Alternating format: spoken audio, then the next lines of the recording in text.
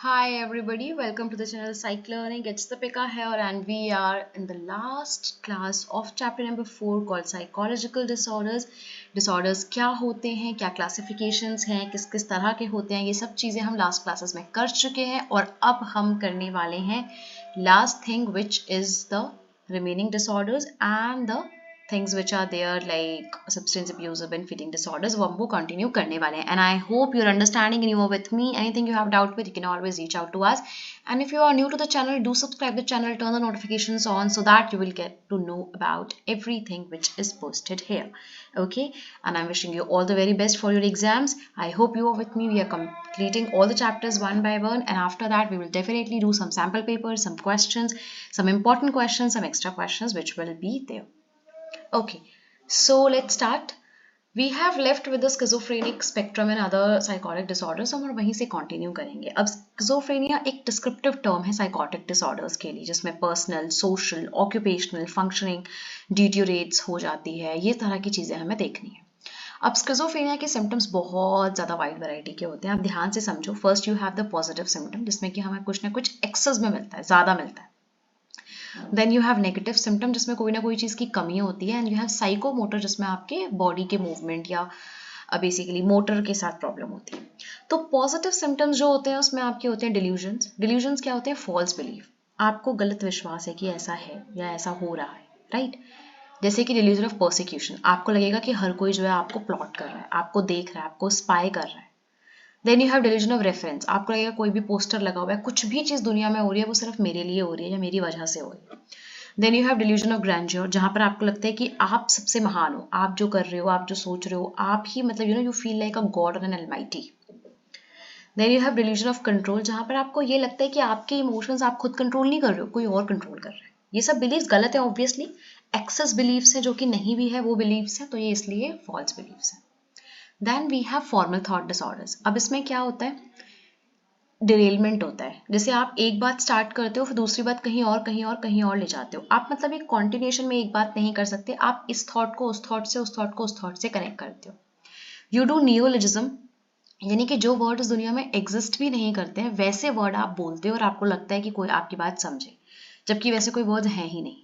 Then you have perseveration. Perseveration is basically कि आप एक ही बात को बार बार रिपीट करते हो. आपको वही थॉट आपके दिमाग में बार बार आ रहा है, वही आप बोल रहे हो.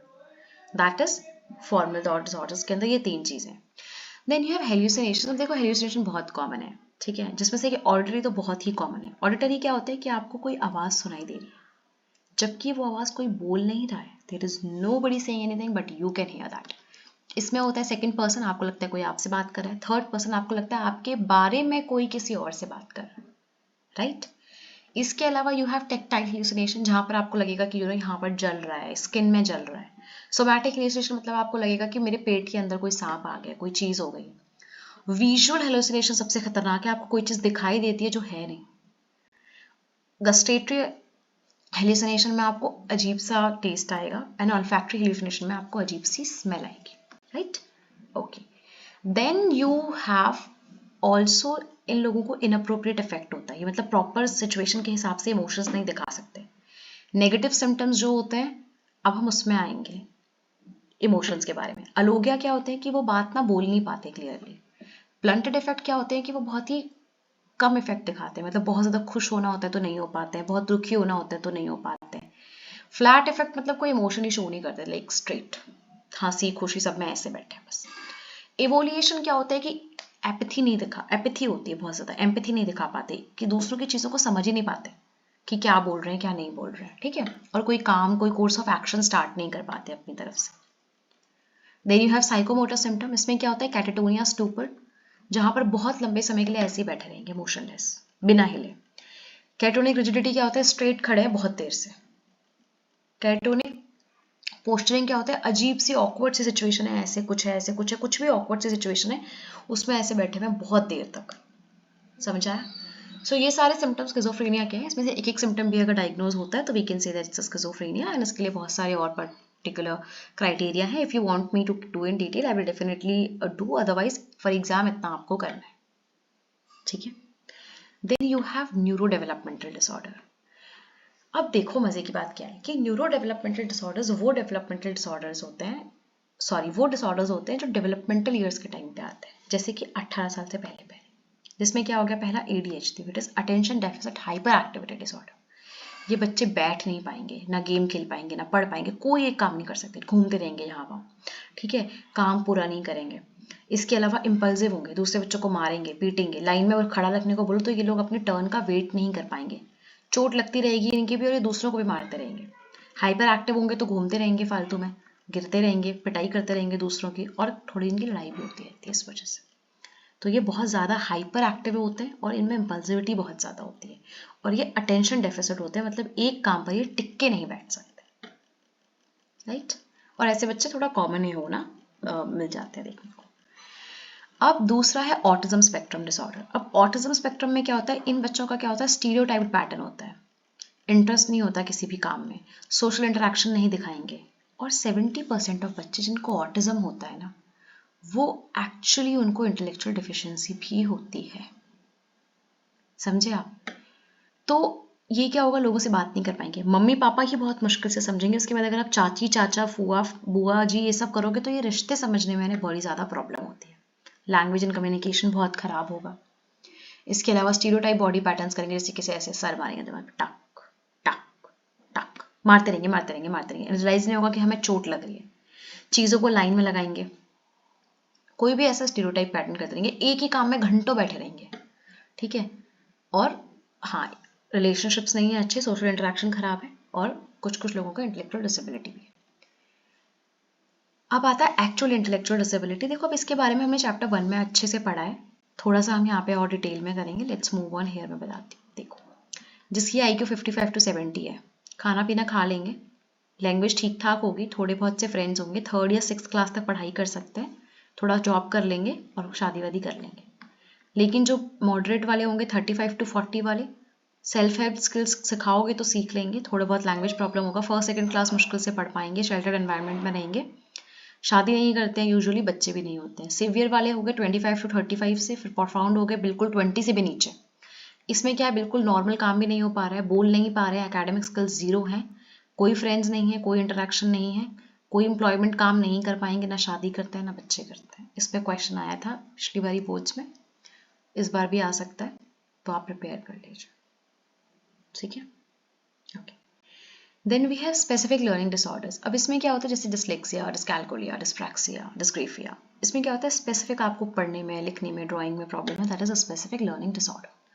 ज़्यादा लिखा नहीं है इसके बारे में, so don't need to go into it, बस इतना अभी के लिए आप करें। Then you have disruptive impulse control and conduct disorder, ठीक है। अब इसमें क्या होता है, ये मतलब कंट्रोल कॉन्डक्ट खराब करते हैं, जैसे ऑपोजिशनल डिफिएंट डिसऑर्डर्स, जेड वाले जो बच्चे।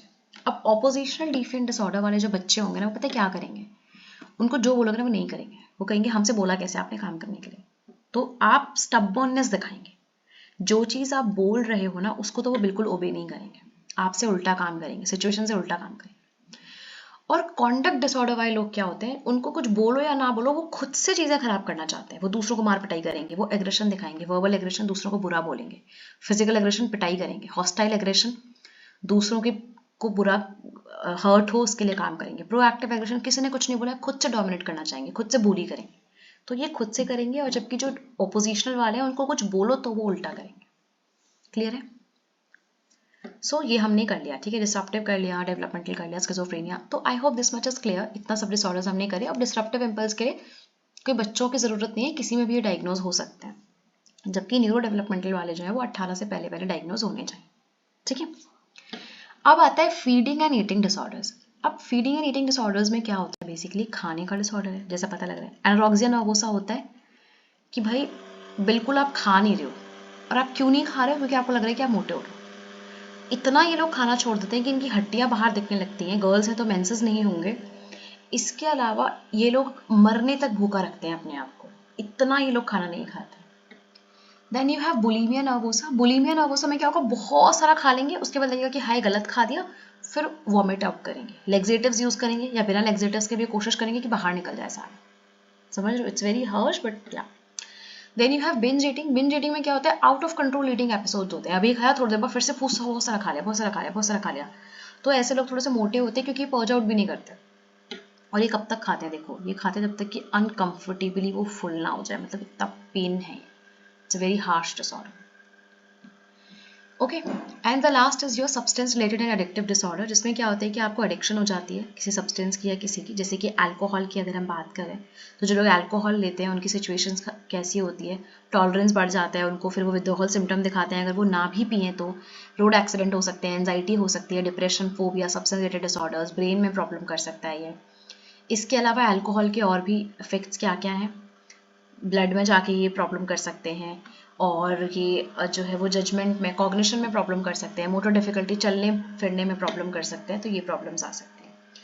इसके अलावा अगर हम बात करें कोकीन की, कोकीन जो है जो रेगुलरली लेते हैं वो भी बहुत ज़्यादा उनके उनके रिलेशन ख़राब होते हैं, थक जाते हैं, स्लीप प्रॉब्लम्स होती हैं उनको, राइट, ये इसको प्रॉब्लम हो सकती है। Okay, and then one you have heroin also, तो हीरोइन में भी इस तरह की प्रॉब्लम्स होती हैं, जैसे कि ऑक्यूपेशनल फंक्शनिंग, काम नहीं कर पाओगे आप, विद्रोहल सिम्टम्स तो दिखाओगे, सब में ही कॉमन है वो, डेथ भी हो सकती है, पैरालाइज हो सकती है बॉडी, ये इतना प्रॉब्लमैटिक है। इसके अलावा कुछ और अब्यूज डिसऑर्डर्स हैं जो DSM-5 में है, which is alcohol, stimulants, caffeine, cannabis, hallucinogens, inhalants, tobacco, opioid, sedatives, hypnotics, anxiolytics, ये सब और डिसऑर्डर्स, सॉरी अब्यूजेस होने वाले सब्सटेंस हैं जिनको किया जाता है। So with this we have done with the disorders wala thing also. We have completed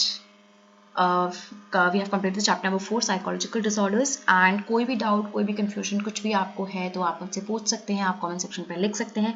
I hope चीज़ें क्लियर होंगी, एंड यहाँ पर समझने के साथ साथ आपको लर्न पार्ट भी बहुत सारा करना पड़ेगा, बहुत सारी चीज़ें हैं जो आपको याद करनी पड़ेंगी, क्योंकि ऑब्वियसली पहली बार अगर आप पढ़ रहे हो तो it's a bit difficult for you to learn, but I know you can and you will.